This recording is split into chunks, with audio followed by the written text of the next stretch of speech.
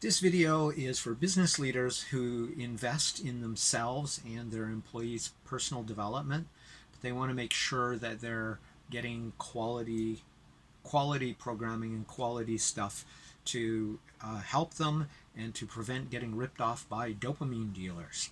So watch to the end of this video for bonus material about how to market your products better using the 7 levers of influence, and a recommended video on how to use the persuasion lever in greater depth of liking in more detail. So this is video 4 in an ongoing series about catching dopamine dealers doing unethical things before you actually buy from them. So this is more of a prevention is better than cure kind of thing. So this video stands alone, but if you watch the others, you will get better and deeper information on all the topics covered. So the last video I was talking about how dopamine dealers are especially fond of selling mindset coaching and coaching certification, especially since the beginning of the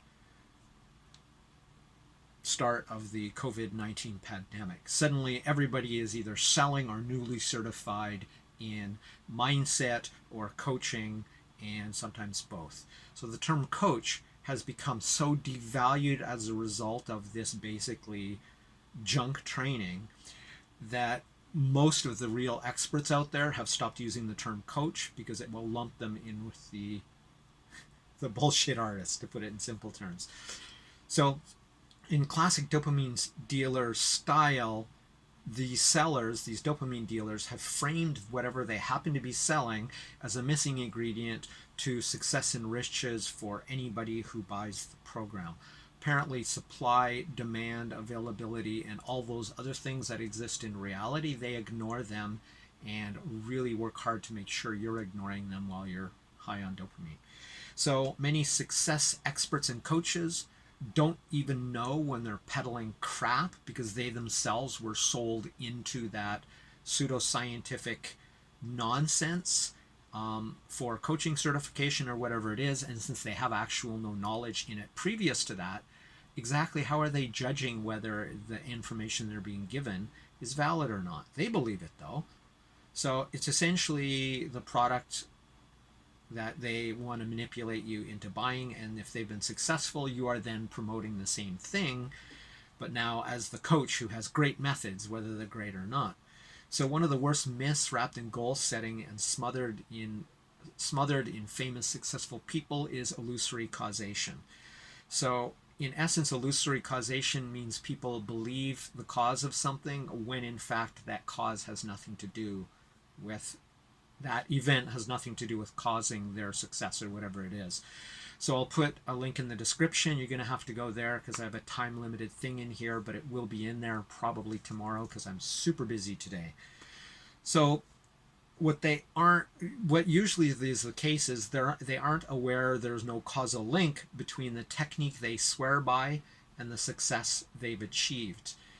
This is because we notice and attend to and remember and seek information which confirms our beliefs while ignoring, forgetting, and neglecting information that disconfirms our belief. This is called confirmation bias. I will also put a link to a short video on that, not mine, but just that definition if you need more. So it's easy for anyone, no matter how smart, well educated, to create illusory causation between completely unrelated events that occur near to one another in time. A perfect example would be the whole self-esteem movement, where self-esteem causes success. That's wrong, but the psychologists at the time believed that it was correct. Unjustifiably so, they got the causation backwards. So it's been theorized by some scientists that even primates, and we are primates, perform rain dances in the wild, and they do it to cause the rain to stop. Think about it. You, as a primate, you as a human, same thing really, are in the rain, you hate being cold and wet, so one day you start to dance either to hope to appease the rain gods, or because dancing keeps you warmer than sitting there shivering in the rain. You do this, you do your best to make those rain gods happy, after a few minutes, it stops raining. And you go, hey, I danced and the rain stopped. Maybe my dancing has caused the rain to stop. So you do it the next time, thinking, what the hell, it's better than sitting here cold, so I'm going to dance around, see if it works again. Sometimes it stops, and sometimes it doesn't. Here's the thing. In the rainforest, in the place where you're dancing, it usually only rains for a few minutes at a time anyway. But you don't know that. So you're pretty convinced that your dancing is causing the rain. But the thing is, again, over time, you selectively forget the times where the rain didn't stop and selectively remember the times when it did. Eventually, you're absolutely certain the rain or the dance you do causes the rain to stop. Thereafter, you always dance in the rain. It sounds silly until you realize this is exactly why even highly intelligent and educated people believe in lunacy, that is, that the full moon makes people behave really strangely, even though it's been definitively proven false many times over for decades. Scientists and geniuses are just as, if not more, susceptible to confirmation bias. All of us are vulnerable to this, what's sometimes called magical thinking or illusory causation. Dopamine dealers love this and make sure to bring 1 or 2 or 3 very rare and very unusually successful former students of theirs, probably 0.1% or about 1 in 1,000, to tell you about how amazing the program is and how it changed their life. But you never hear from the masses of unsuccessful students, who are the vast majority.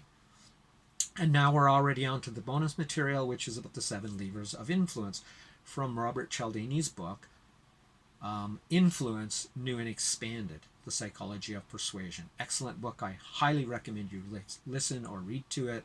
I do not get a commission for saying that. Someday I might.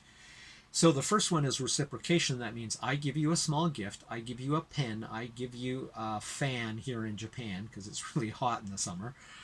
A small gift, and it makes you feel obligated to return the favor. That's reciprocation.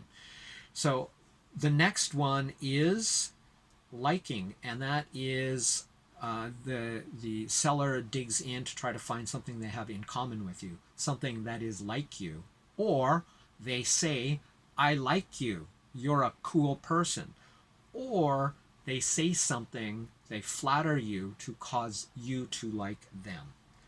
And these are all persuasive techniques. Next one is social proof. That is celebrity endorsements. Somebody is in a bunch of people are in a room and they're not sure what to do. So the first person to act confidently and take action on something. Someone smells smoke, but nobody does anything. They look around to see who's doing something. The person who says, okay, everybody, smoke means we should go outside. And then everybody listens to them. That's social proof. Especially the cool, popular kids, but anybody who designates themselves a leader under any conditions, and they strive to make that happen inside their sales events, giving over-the-top positivity, encouraging compliance. That is, okay, everybody do this now. And it's the same way I manage a class. And whether that's C-suite executives or 2-year-old children, the same leading technique works. The subject matter changes, but the leading technique does not. And that's social proof and leading by example, which is the same thing in this case. And they also really discourage naysayers. They just dismiss you and make you sound like an idiot if you disagree with what they happen to be saying. The next one is scarcity, right? Gold is rare, therefore it's valuable. So usually a good one they do for this, especially for high-end courses, is we only want a small select group of high-quality, intelligent, ethical action takers like you. But you, no matter who you are always in that select group. And there's a limited number of spaces, which is scarcity. Now there's loss aversion, and that's the next one. And loss aversion is different in that this is fear of loss. They oftentimes go together and they're easy to confuse, but they're not the same. Loss aversion means get a seat before there are none left. Get it before you lose it. And this is very, very powerful technique for our species, probably any species. If you lost something in the days of the evolutionary history, it probably meant death to you, your family, your tribe, and your clan. So a loss is felt about twice as much as gain. The next one is commitment and consistency. And this is our natural tendency to align what we say, do, and believe in the same direction. If you say you're a Christian, you probably go to church or pray daily and act as, so you say, believe, and do in the same direction. If somebody sees you doing something, or you do something that is against your values, then you do one of two things. You either change your belief, or you change one or all three of those. So I'm mostly vegan. I do eat meat. I love meat, but I eat it rarely. Now, if I was insistent that I was a pure vegan and somebody saw me eating a hamburger, I'm either a hypocrite or I've changed my mind, or I'm mostly vegan, which is what I'm sticking with because that's the truth. And the final one is unity. So there's two really powerful techniques in this. One is synchronous activities. That's activities done together. Think of the line dance. Think of the sports cheer at your favorite event where everybody knows the chant and the same gestures. That's a synchronous activity. Clapping and chanting together, things like that. The other one is coordinated activities. That is when a group are doing different activities but are working towards a common goal. This is the team building stuff you see, but it can also be used within the seminar when they're trying to sell you something. So finally, and the last point is a recommended video. And I'm going to talk, in this case, my recommended video is liking. It's a more in-depth look at the levers of influence we've already talked about. This one in particular in more depth. It's the second of the 7 levers of influence in the sequence that I've set up. And if you want help with applying any of these topics, applying anything you've learned today in this video, reach out to me through my website at crush-it-club.com. There's a contact form there. That's the best way to reach me. Or you can reach me at tim@crush-it-club.com to get a direct email. Please don't send me spam. I will block you.